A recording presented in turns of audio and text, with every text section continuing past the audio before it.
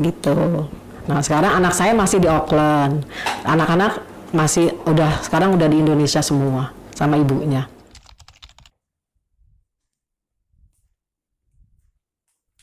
Yang namanya Amir Mukminin ya yang penguasa negeri inilah. Ya contohnya ya kayak penguasa negeri ini siapa sih? Kan presiden, ya Pak Jokowi gitu.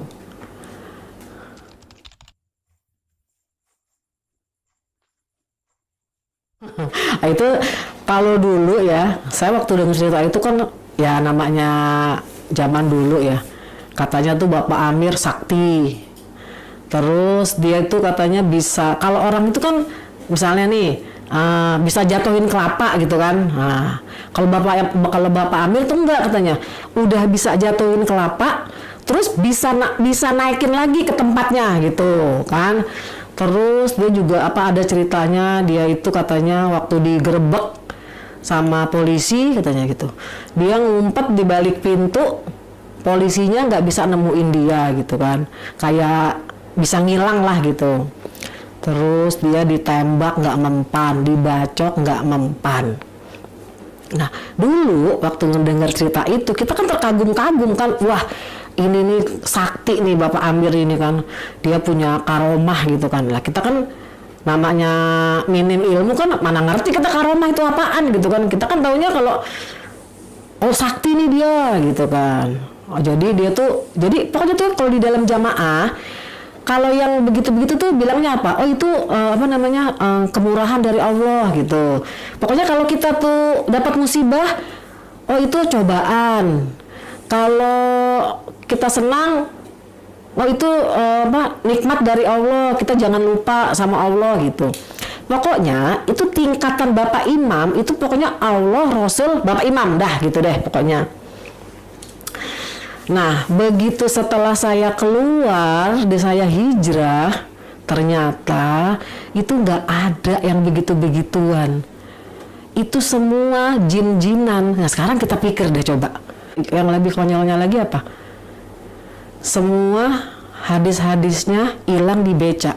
Dulu tuh saya tuh nggak terpikirkan gitu tuh. Itu tuh kan cerita konyol gitu loh. Lah, zaman dulu beca seberapa banyaknya sih? Masa nggak ketemu sih tuh hadis gitu sebeca, lagi juga tuh tukang beca buat apaan hadis sebeca gitu kan, nggak ada manfaatnya buat dia gitu. Nah dulu tuh saya tuh percaya gitu loh. Sekarang ini saya tuh mikir ya Allah kok gue dulu goblok banget ya, begitu cerita begitu percaya gitu. Terus jadi sekarang kan kalau misalnya orang tuh kebal, orang tuh nggak bisa dihantam peluru, ya itu kan ya udah pasti jin-jinan.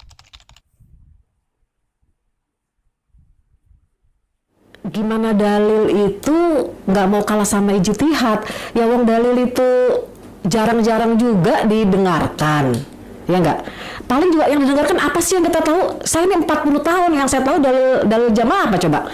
La Islamah illa bil jamaah. Terus ya begitu-begitu itu deh diulang-ulang sampai 45 tahun. Terus yang paling dominan apa? Ya ijtihad. Nah sekarang kita kalau setiap bulan apa sih kita? Satu-satunya jamaah dilarang ini, dilarang itu, satu-satunya jamaah harus ini, harus itu kan begitu. Lah bayangin aja coba kalau 45 tahun coba yang kita dengar, yang kita tahu tuh hanya ijtihad. Sedangkan dalil-dalil mana sih?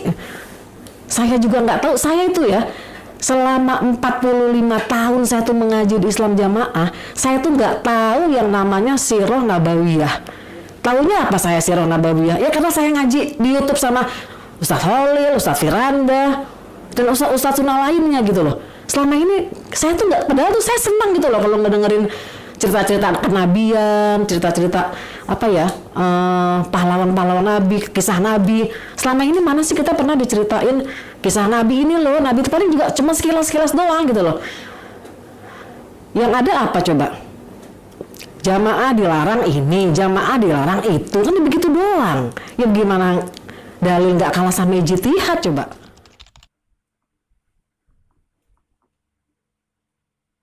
Kalau nggak infak, nggak persenan, sama juga makan ayam sak tai-tainya, sak bulu-bulunya gitu. Lah kan kita kan beli. Jadi ya mau nggak mau ya kita berlomba-lomba lah untuk infak gitu. Bahkan mengalah-ngalahkan saudara kita yang ada yang nggak punya, nggak mampu gitu. Padahal setelah saya hijrah ini, kita tuh infak yang paling utama buat siapa?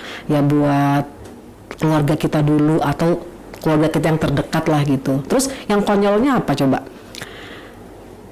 Pernah nggak sih kita tuh semua diijtihatin gini, kalau berdoa itu muji Allah, pertama muji Allah, kedua baca salawat Nabi, ketiga harus mendoakan Bapak Imam dan wakil-wakilnya. Kalau enggak, kalau kita nggak doain gitu, doa kita bakal terima. Itu kan konyol ya kalau sekarang kita pikir-pikir nih gitu. Masa kita ngedoain dia coba? Sampai-sampai tuh, nah dulu saya cerita gini. Saya dulu tuh ya, orang tua saya tuh belum ngaji. Terus sampai-sampai tuh keluarga saya kan mau haji. Bapak saya tuh sama ibu saya, kata kakak saya yang ngajakin ngaji itu, pokoknya bapak kalau mau haji, bapak mesti ngaji dulu. Soalnya apa? Soalnya kalau bapak haji, percuma aja. Kalau bapak belum dibaiat, bapak tuh gak diterima amalannya. Kalau dulu kan PR 13, apalah yang 5 bab selalu. Sampai tuh cucu saya itu, yang sekarang cucu saya yang di Auckland itu, kemarin itu kan datang ke rumah saya ya. Saya tanya, sekarang begini deh, coba kalau nggak percaya nih ya, bapak-bapak, ibu-ibu semua yang punya anak balita, yang masih di dalam Islam jamaah, tanya anaknya, apa rukun iman, apa rukun Islam. Kalau tahu jago coba. Tapi coba kalau ditanya, apa 5 bab, langsung dia tuh, itu sama kayak cucu saya tuh begitu.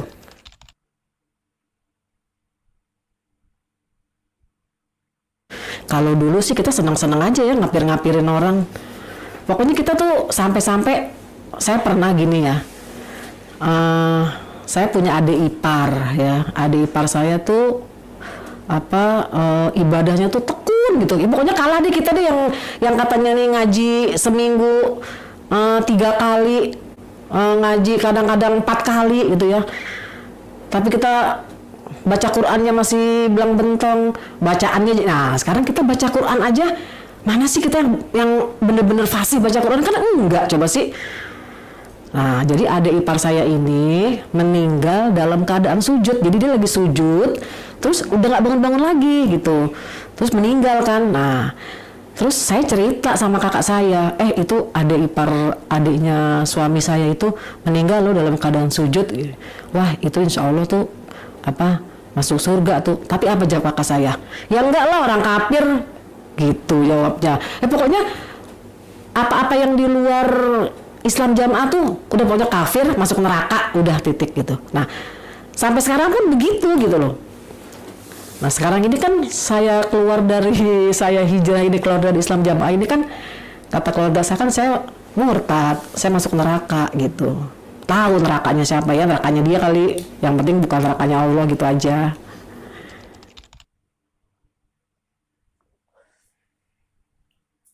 Ya jelas lah, terutama dari keluarga saya sendiri. Saya dikucilkan, nggak apa-apa sih gitu. Saya dikucilkan sama keluarga saya, sama keponakan saya, sama adik-adik saya gitu.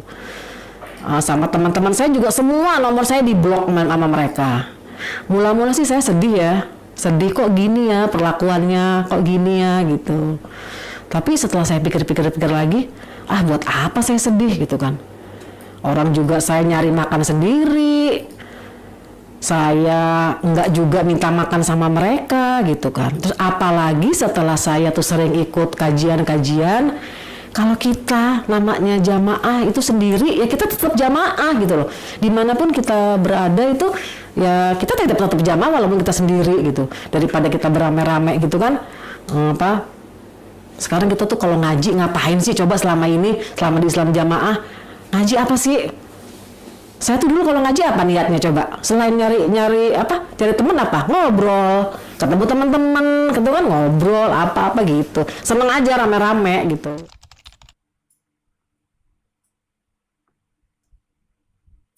Boro-boro. Saya tahu tauhid aja baru sekarang. Saya tahu hidayah taufik, hidayah irsyad itu baru-baru ini setelah saya hijab. Pokoknya saya itu di sisa hidup saya ini, saya mau menuntut ilmu, meninggal ketertinggalan saya selama 45 tahun ke belakang gitu. Boro-boro tahu sirah nabawiyah. Pokoknya kita tuh ya di dalam itu taunya apa sih? 5 bab. 5 bab tuh apa sih coba? Cuman ngaji, begitu-begitu aja deh. Pokoknya selalu nasihatnya, kalau nasihat nggak ada 5 bab itu nggak nasihat. Coba tuh, bayangin deh coba. Selama 40 tahun coba. Begitu aja ngajinya. Saya hijrah ini insya Allah udah hampir 2 tahun. Itu insya Allah nih ya. Pengetahuan saya tuh lebih banyak sekarang daripada 40 tahun. Saya lebih tahu apa coba. Saya setelah hijrah itu, saya pertama saya bersyukur, terus alhamdulillah Allah masih ngasih sisa umur saya ini untuk beribadah, memperbaiki diri. Pokoknya banyak deh hal-hal yang gak saya duga, masih dikasih kesempatan sama Allah untuk memperbaiki diri saya. Jadi Allah berarti masih sayang sama saya. Coba kalau misalnya saya masih di Islam jamaah. Jadi awal-awalnya saya tuh hijrah itu, saya memang sedih, saya dikucilkan sama keluarga saya. Tapi seiring berjalannya waktu, saya bersyukur. Karena apa? Saya nggak banyak gibah, nggak banyak ngomongin orang. Saya lebih leluasa mencari ilmu, lebih leluasa pokoknya di sisa umur saya ini saya mau mencari ilmu yang sebanyak-banyaknya.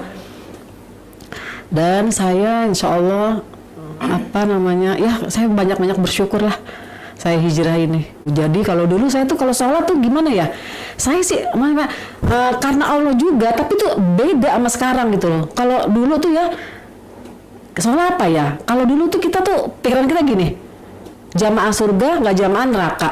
Gue udah masuk surga, ngapain lagi gini, begitu pikiran saya begitu. Nah sekarang ini jadi memang tuh surga tuh harus kita cari gitu loh. Kalau kita nggak cari ya bagaimana coba? Kok emangnya sekarang begini loh. Sekarang dengan kita mengkafirkan orang aja, bagaimana kita mau masuk surga coba?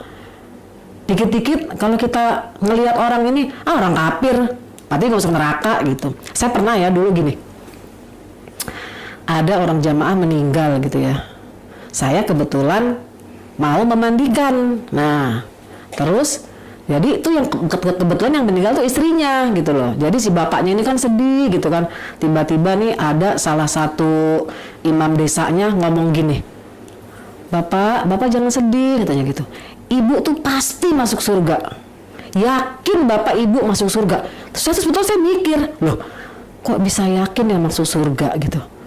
Wong Nabi aja nggak bisa memastikan seorang masuk surga, kok dia orang mesti yakin ibu pasti masuk surga, pasti katanya, aku yakin katanya.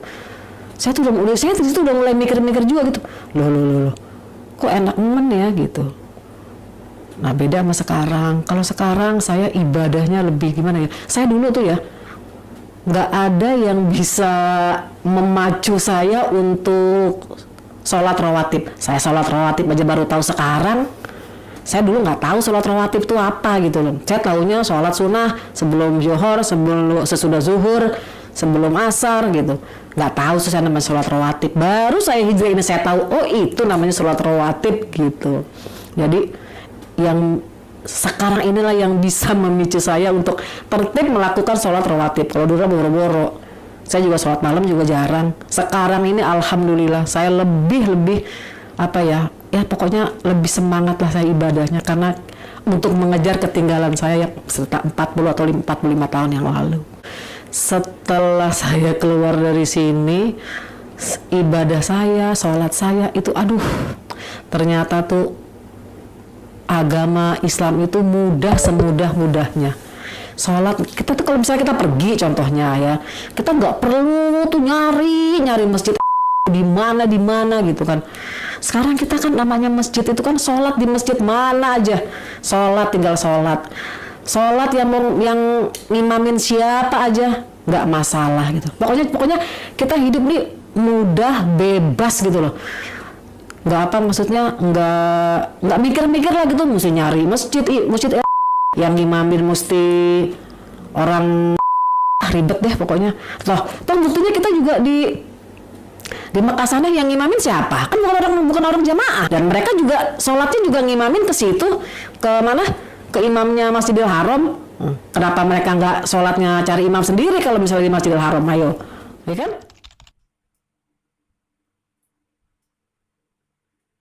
Ya pokoknya untuk semua saudara-saudara semuslim di seluruh yang masih berada di dalam,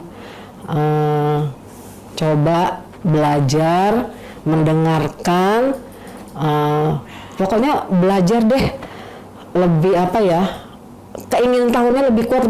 Pakailah akal sehat kita lah. Jangan sampai seperti saya setelah 45 tahun ya baru terbuka pikiran saya. Memang semua itu sih semua hidayah Allah ya. Kita nggak bisa kita memaksa gitu. Tapi biasanya itu kan kalau kita tuh di dalam, kita di Islam Jamaah itu kendalanya apa? Setelah kita keluar, mereka tuh pada gimana ya? Pada ketakutan, entar saya ini nggak ada temennya gitu kan, dikucilkan gini gitu kan. Pokoknya jangan takut deh dikucilkan apa-apa gitu. Toh kita mati juga sendiri, menghadap Allah sendiri, mempertanggungjawabkan perbuatan kita ya sendiri. Kalau dulu kan, kalau di dalam kita bilangnya apa? Nanti setelah kita mati, nanti disaksikan oleh imam kelompok, imam desa, imam daerah, terus Bapak Amir. Dulu saya juga mikirnya begitu, tapi setelah saya hijrah ini, setelah saya pikir-pikir, lah boro-boro dia mau nolongin kita, dia bawa dosanya sendiri aja dia bingung. Coba, kan udah jelas kita di padang mahsyar, kita sendiri-sendiri gitu loh, nggak ada yang nolongin kita. Yang bisa nolongin kita apa? Ya amal kita sendiri gitu loh. Pokoknya kalau saya tuh sekarang ya, apa-apa tuh saya lebih, ya kita pasrah aja deh sama Allah. Pokoknya semua apapun kita pasrahkan sama Allah. Pokoknya jangan takut untuk maksudnya bukannya saya sih nggak ngajak kita semua keluar ya, nggak. Pokoknya coba deh dievaluasi lagi, dilihat lagi, apa bener nih ajaran kita nih udah bener gitu loh, apa iya sih begini gitu loh. Sebetulnya sih kalau misalnya kita mau itu sebenarnya gampang aja gitu loh. Sekarang coba ya, kalau misalnya nggak percaya, kayak contohnya kayak saya ini ya, saya udah buktikan setelah saya keluar, segitu baiknya keluarga saya, itu nggak ada itu yang mau nolong saya, yang mau pokoknya saya ini deh, nggak masalah gitu loh. Saya mau dikucilkan, saya nggak masalah. Yang penting prinsip saya apa? Kita tuh nggak dikucilkan sama Allah. Kita masih ada Allah yang menolong kita, gitu aja. Pokoknya imam kelompok, imam desa, imam daerah, Bapak Amir, semua teman-teman kita sekelompok, sedesa, sedaerah, itu nggak akan bisa nolong kita, gitu aja. Udah. Mungkin dia nolong di dunia aja gitu loh. Misalnya kita butuh apa, kita mintanya sama dia. Ya ngapain kita minta sama dia? Kita minta sama Allah aja langsung, gitu loh. Pokoknya nggak usah khawatir deh. Pokoknya saya tuh justru saya sekarang itu saya lebih lega apa? Saya sekarang mintanya sama Allah. Saya perlu apa? Saya tinggal minta sama Allah, gitu aja. Pokoknya saya sekarang alhamdulillah hidup saya lebih tentram, udah gitu aja. Keluarga saya nggak mengecilkan saya, ya alhamdulillah. Saya nggak direpotin, ya kan? Saya juga selama ini saya nggak pernah minta makan sama dia. Malah saya, bukannya saya sombong ya, malah saya lebih banyak membantu mereka kan. Kalau mereka nggak mau dibantu, ya alhamdulillah masih banyak yang mau dibantu sama saya. Wassalamualaikum warahmatullahi wabarakatuh.